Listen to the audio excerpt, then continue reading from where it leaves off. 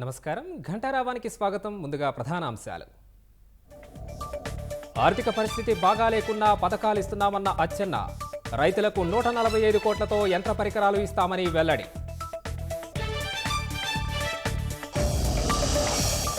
ఉపాధ్యాయ MLC ఉప ఎన్నికలో గోపీమూర్తి ముందంజ. తొలి ప్రాధాన్యంలో 7,745 ఓట్లు సాధించిన పీడీఎఫ్ అభ్యర్థి. మదనపల్లె తహసీల్దార్ ఆఫీస్ వద్ద మాజీ సైనికుడి ఆత్మహత్యాయత్నం. ప్రభుత్వం ఇచ్చిన భూమికి రీసర్వీలో తన పేరు తొలగించారని ఆరోపణ.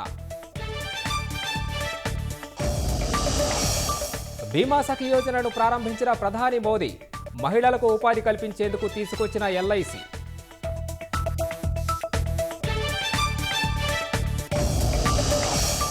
టీపొడి అనుకుని పాలలో పురుగుల మందు వేసిన మహిళ. రాజస్థాన్లో 3 మృతి, 3 పరిస్థితి విషమం.